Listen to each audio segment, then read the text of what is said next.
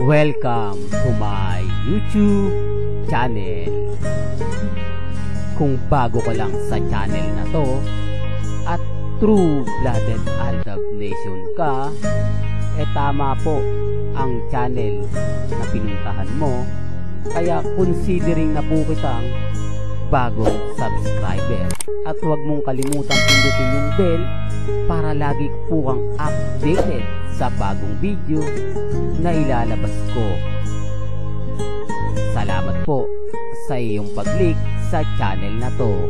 Para mas malinaw, baka ma-misinterpret nga, di ba, yung mga ginagawa mong actions, para wala lang din masasaktan in the end. Para mas malinaw, baka ma-misinterpret nga, di ba, yung mga ginagawa mong actions, para wala lang din masasaktan in the end. Welcome back mga Kaldab. Ito na naman po ang inyong lingkod, si Mr. Destiny. At syempre magbibigay tayo ng update po ngayon sa social media. Marami kasing komento po ang kumbaga kumakalat nga po sa naturang video na interview ni Alden. Dito po kasi mga Kaldab, mararamdaman nyo na talagang nag-iingat na po si Alden. Ayaw niya na po na mag-react kung ano nga po ba yung gagawin niya ngayong Valentine's Day. Pansin nyo po ba na dito parang ang tinutumbok niya yung pambabash po sa kanya ng Katden fans. Para kasi sinasabi niya rito mga Kaaldab na kumbaga nababasa ko rin, nakikita ko rin o napapanood ko rin yung mga hinaing na mga Katden fans. Biruin nyo kasi yung team abroad ng Canada talagang nag-iingay. Wala man lang daw pong paramdam si Alden Richards at si Catherine. Hindi nga po daw ginagalaw yung baso.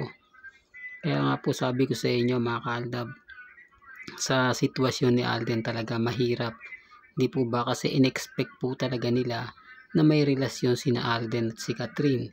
Dito naman po sa interview niya, malinaw naman po mga Kaldab na talagang wala po talagang relasyon sina Alden at si Catherine. Medyo kumbaga iba lang po talaga yung naging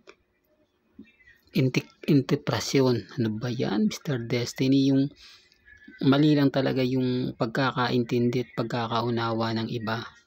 Tapos ang masakit pa po nito, ginamit pa po sina Alden at si Catherine ng mga ibang vlogger. Pinag-usapan, pinagpiestahan, ginawa ng issue.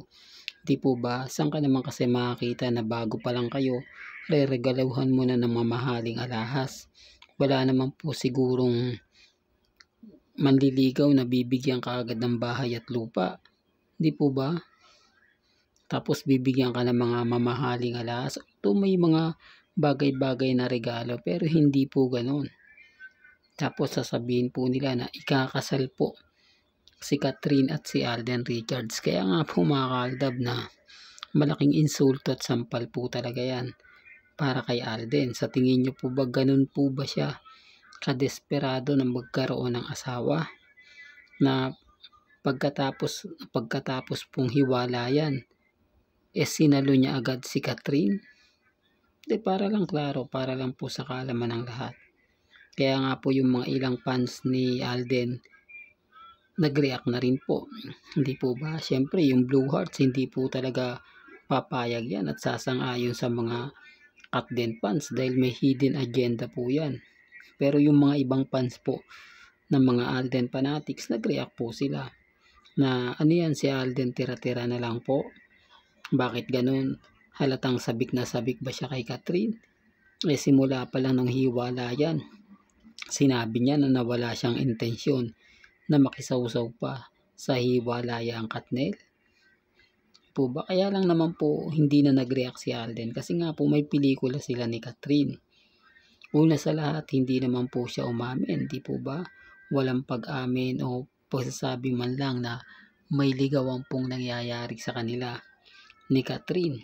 Kaya nga po napakaganda ng mensahe na binigay po ni Alden sa interview. Dito pa lang po panalo na tayo Dito pa lang po masaya na po tayo kasi imbis na sasabihin niya na kumbaga pagbibigyan niya yung mga fans na gustong mag-update para kay Katrina, nagkikita pa rin kami ni Catherine, kamakailan lang magkasama kami.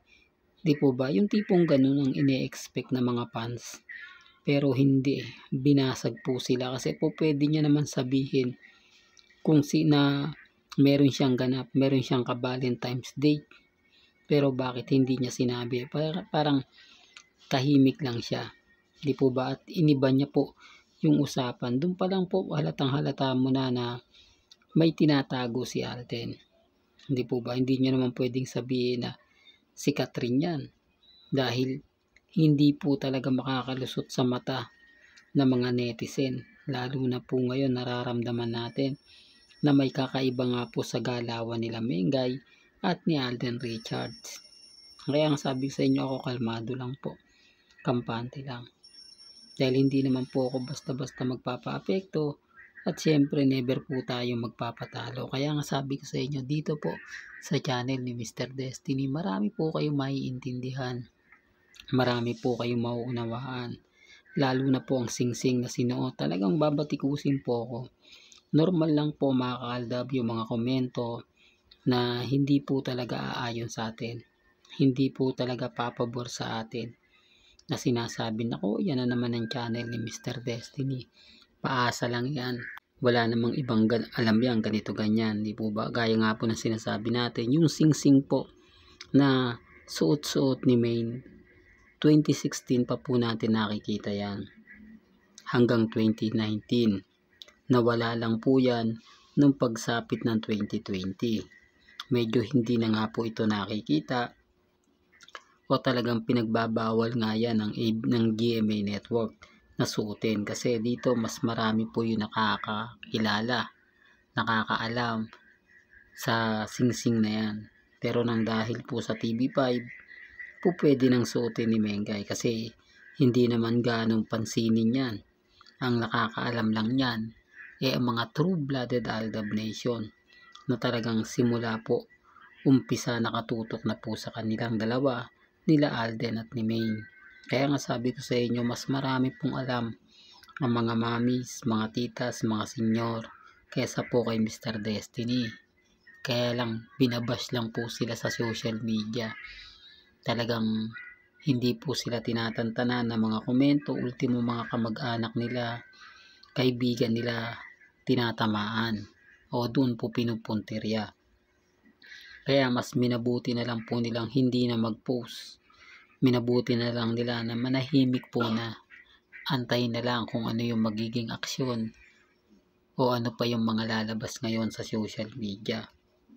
Pero nang dahil nga po sa mga post ni Mengay, sa mga pinapakita ni Mengay, talagang magko-comment po sila kasi totoo naman po. Di po ba? Nakita nyo naman po kung gaano tayo batikusin. Kaya alam ko rin po kung ano yung nararamdaman ng mga mamis, mga titas, mga senyor na binabash po sa social media.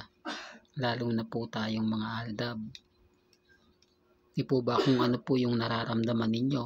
Mas matindi po yung ginagawa sa atin. Kaya nga po hindi ako basta-basta nagpapa-apekto kasi alam ko naman po mga kaaldab, magiging talo lang tayo kapag kumbaga nag-react tayo na nag-react.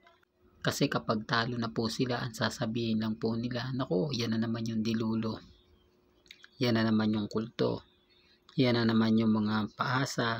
Di po ba? Wala po silang ibang bukang bibig at mga sasabihin, kundi yun at yun pa rin. Na talagang ginagamit po nila hanggang ngayon. Di po ba? Kapag, yun nga po yung isa sa masakit. Na kapag alam natin talo sila, iibahin nila yung usapan. Popokus na lang sila sa mga, hindi, kasal na si lagi po nilang binabanggit yan. Pero syempre, hindi naman natin yan papansinin at syempre, hindi naman po masyado inaapektuhan ang pagbibigay po natin ng update. Gaya po ngayon. Po ba? Hanggang dito na lang po ang ating latest updates. Kaya kung gusto nyo pa po ng pinaka-latest at sariwang update, abay tumutok lang po kayo dito po sa channel ni Mr. Destiny para updated po kayo sa mga bago at sa mga latest po na i-upload po natin maya-maya lang. Kaya kung bago ka lang sa channel na to at isa kang true-blooded Aldab Nation na nagmamahal kina Mega at Tisoy, tama po ang channel na pinuntahan mo, kaya consider na po kita bagong subscriber. At huwag mo kalimutang i-share ang mga video po natin sa mga mami, sa mga titas, at sa mga senyor. Hanggang sa muli, salamat po sa panonood at pakikinig.